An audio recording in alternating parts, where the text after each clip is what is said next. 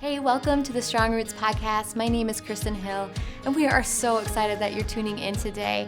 Our prayer is that you would move one step closer to Jesus through this series. So go ahead and check out this next episode.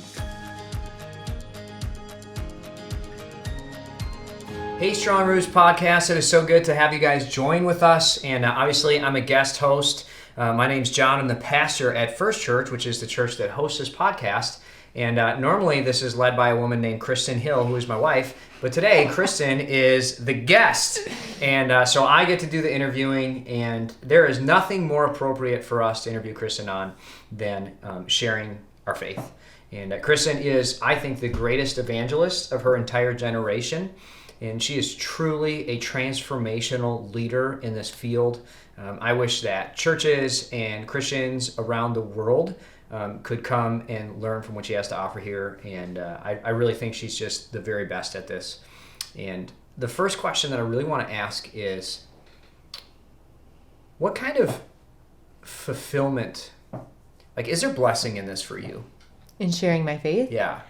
Absolutely. I feel like the greatest joy in my life is having opportunities to share my faith, regardless of whether they choose to follow Jesus in that moment. But not only because of my obedience to Christ in sharing what he's done for me, but I think there's so much value in reminding myself of the gospel. Yeah. I think every time I share my faith, I am blessed because I'm reminding myself what God has done in my life, how he has rescued me, and the promises that he gives us as Christians. I could talk on and on this question, but there's so much joy in every time I share my faith. Yeah. So really short answer here, maybe 10 to 15 seconds. Describe your emotional state the first time I made you share your faith with someone. Oh, it was awful. Mm-hmm. Is that good enough? I was throwing a tantrum and having high anxiety. He literally had to shove me out of the car. No, I didn't shove you out. I was like, Kristin, I put you into the car, and then she drove off. But I set up an appointment for her to meet with someone. Yep. I don't know why I imagined you there with me. Yeah. No, you're right. You just went and did it. And I said, you have what it takes.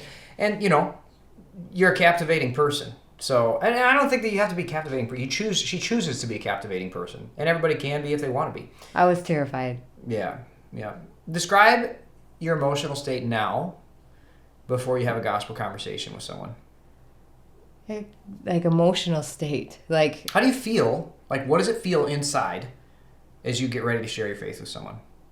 I'm excited, but I'm excited. I have anticipation. I'm prayerful, but I think I can't say that I'm not nervous still. Right. What has led, because there's a big dissonance between those two things, the adjectives you used before, and obviously, you were throwing a tantrum. You didn't want to do it. I made you do it. Now, I can't hold you back from it. Mm-hmm. You were let me at them. I want to share my faith. I want them to know Jesus. Yeah. What has bridged that chasm? Because I think a lot of people are the first version of you that we described and not the second. What bridged that chasm for you? I'm going to share my answer, but if there's something that you see that you... No, I really genuinely want to know your answer. Because you've been an observer on my life. So what has bridged the chasm? Okay, so I think so many things. I think prayer. I think I genuinely didn't have a heart for it. I think because I didn't feel like I had the knowledge, I didn't have the wisdom, I didn't have the practice, I wasn't raised up in church, I went to church-ish. But so I think there was a lot of fear and there wasn't passion. And I remember one night, John and I were laying in bed and our pastor just got done talking about how this is something we need to do. And I remember he was sleeping, somnolling, and I was like, John, I don't care about people far from God. And somebody with my story, I felt like I should be the most passionate because I just got rescued. It was how could I be so heartless? And then him, half asleep, was maybe we should start praying about it. But I took it to heart, and you prayed with me half asleep, and I started praying that I would want to share my faith. And then I don't know, I feel a little embarrassed sharing this, but then it somehow morphed into purpose. Okay, if I'm going to be somebody who shares my faith, then I started praying, I want to be the greatest evangelist of my generation. That started being my prayer. Because if I want to do it, I want to be the best. And if this is what God calls us to do. And So I think prayer was the biggest catalyst to shifting, but also practice. I have had so many awkward conversations. I have totally done it wrong. I have pursued people who probably are like, that girl went a little too hard. Like, I think, but I've also done it right, and God has, but the thing is, he doesn't need our perfection. He just needs a heart who is willing to do it. And I think over the years of sharing my faith and pursuing people for Christ, it has gotten easier. It is a muscle that has been built, and he has been faithful to answer my prayers. Yeah. So basically, to get from not wanting to do it was really the primary modicum was prayer and practice, you'd say? Mm-hmm. Yeah? Yes. Yeah. What did you do to equip yourself to be able to do it? I think I asked you first. Mm-hmm. I asked the person I looked up to the most in their Christian walk how they share their faith. Then you went to seminary so that you could be a pastor, and he was in an evangelism class, and he read a really great book called How to Share Jesus Without Fear by William Fay. And he's like, you got to read this. Mm-hmm. So we read that book together, and we talked about it, and we actually did what it said. I think we can read a lot of evangelism books and not put it to practice. I also read another really great book called Walk Across the Room by Bill Hybels, and those books are extremely different.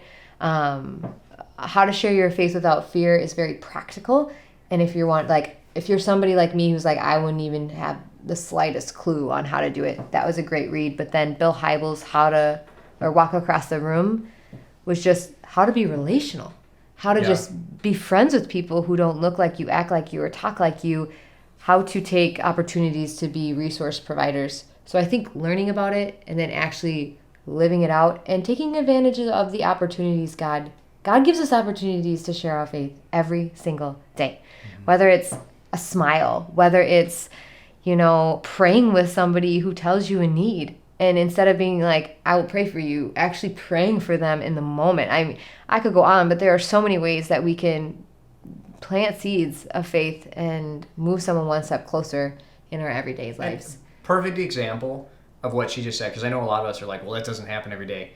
The other day, there was a house on 1100 that's kind of by our house that burned down. And I saw it with the kids in the car on the way to school, and I was like, oh, that happened, and I called my dad. I was like, Dad, there's a house on fire. And I know he's, interested in things and whatever. And so he rode his bike down there, and he called me back. He's like, it's really sad, John. The family was just crying in the front of the house, and they were so sad, and I don't know what to do. And I was like, I don't know either. And then I called Kristin, and I was like, go, Gadget, Kristin, faith share, And so she drove out there, and you met the stranger. You prayed with her. You gave her money. You connected her with church. And I just think it's like little acts of obedience like that. And, we haven't seen that woman again. Mm-hmm. But there's so many women and men in our lives that 5 years ago you did this thing, and now I'm, engaged with your church, or I'm engaged with another church, and that was and it's just like, you do 1,000 of those a year, 3 or 4 a day. And then a year later, 100 or 200 of them have turned into something great, and that's the way you live, that's your deal. So what blessing have you seen? How is your life? Oh, actually 2 questions. Number 1, what disciplines are absent from our life, or what practices are absent from our life that make space to do this? To share this our is a big faith. deal. Yeah, because most people say, well, I don't have time to do this. What do we not do that you think a lot of people do? Okay. Yeah. I think I got this. Yeah. Add to it if I miss it, but we don't watch TV. Do we have a TV? We don't have a TV, but we don't watch TV. Not like we're going on our phone either. We don't watch TV. We don't watch movies. They're going to sound crazy to a lot of people. We don't spend a lot of time on social media. We'll do it to literally the vision for me, and I think you going on social media is to check on people, and to care for people. Okay, how's everyone doing? You know what I mean? I feel like sometimes people post things on social media that are a cry for help. So we don't spend a ton of time on social media. We don't put our kids in sports because that is just so time consuming. And the vision and mission for our family's life for us personally, is to reach people far from God so we can be filled with life in Christ. So our sport is investing in people, and that's what we create time for. Mm-hmm. What else I don't know. Is there anything I'm missing? No, I think you hit the nail on the head. And I don't think that like, if you want to share your faith, you don't have to like give all those things up. Absolutely it's just, not. We chose to do that. Now, what do we get in place of that? Like, and like at night, instead of watching TV, like, we'll write cards to people. And that's like really cool because we make friends. But anyway, what blessings do we get in place of that? Relationships. Yeah. Like, I think we get friendships that we never would have had, relationships we never would have had. I think we have a closeness with God that we wouldn't have. I feel like, and again, like John said, we're not saying you have to get rid of all of that. This is something we have chosen to do because we feel called to do it. But I think getting rid of that stuff has left space for God's presence and to hear his voice and to hear his promptings on how we can reach people and how we can love people. If the greatest commands are love God and love others, I think the time that I have wasted with things that have no vision and have no meaning, I've missed out on relationships and not only relationships with people, but my relationship with God and investing in that. And again, I think that God has created all things, and I think that you can watch a movie and be drawn closer to people and drawn closer to God. I think that you can read a fiction book, and it can be something you would talk about with somebody to be culturally relevant. I think you have to be in the world and not of it. So again, we're not saying totally not know what's going on in the world. We definitely do, but I think it has created a lot of space for us to live this out. And I think like it really is fulfilling to love people, and I just feel really fulfilled by great relationships, in large part because of the effort that you have led us to put in. And I mean, you're the impetus behind a lot of that. But one of the things I will say too is all the churches that I've been a part of up to this point, the pastor's wife is a lot of times like a net zero for the church.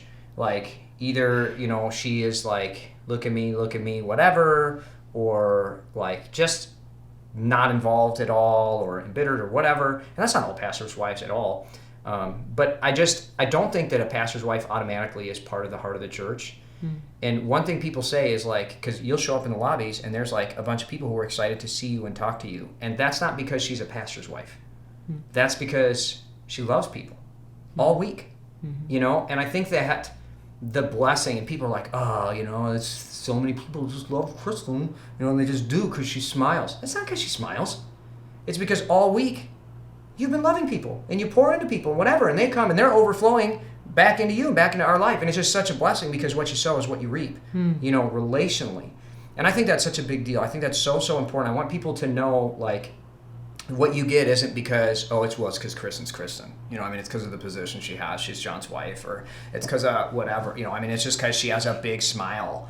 Not at all. Like, it is because of decisions that you've made all week long, and we just see the manifestation of that physically in our gathering place on Sunday, which is really exciting, because if everybody did that, everybody would be like, to everybody, And that is the kingdom of God, is loving each other in that way. It's the way church is supposed to function. You got a question for me? Yes. So I feel like a gift that you have is being able to dialogue with people who are skeptics. Because I think John and I love sharing our faith, but a way that I like to tap into you is when people have some really hard questions or are really struggling with their doubts. How would you say we can share our faith with people who have a lot of questions? Are there any books people could read to help equip them to share faith with those types of people? So the most important thing, everybody has already written the next 5 lines of a conversation, typically, and especially a skeptic. And the first thing that I try to do is I try to do what Jesus did, is when the Pharisees would come to him and they try to trap him. And that sounds bad and insidious, but it's literally just a part of human nature. They're creating a rhetorical trap for Jesus by asking him a question that's going to cause him to answer something that's going to put him in a not good light.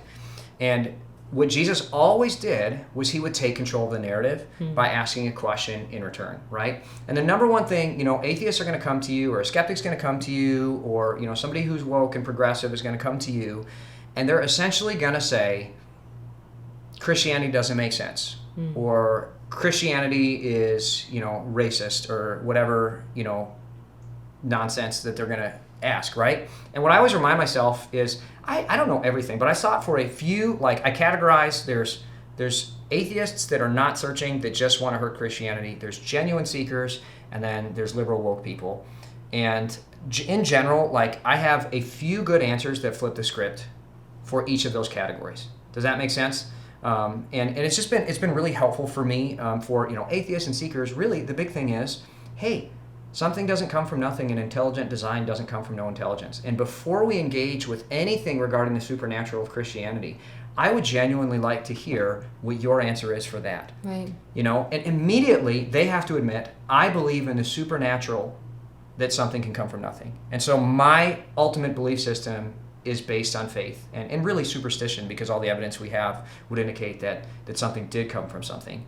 So that's like just disarming and flipping the script. And then for woke people, America's racist. Like, fundamentally, Christianity has absolutely eliminated and eradicated racism, slavery, all this stuff on a global scale, such a radical level. I mean, my grandparents fought a war against each other. Their children got married. I watched my mom become a citizen. To sit down and say this country is like systemically evil and all this stuff is just, I mean, truly like ridiculous and offensive.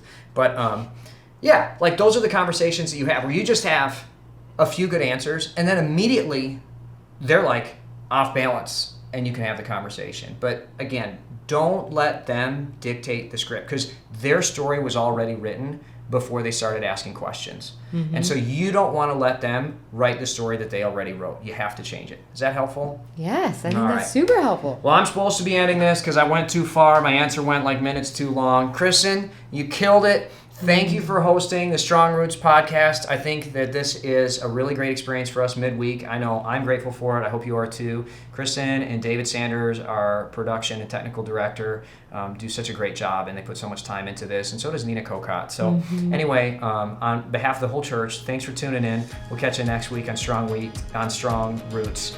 Peace out. If you enjoyed today's episode, make sure to follow us on our other social media platforms. We don't want you to miss out on any future content.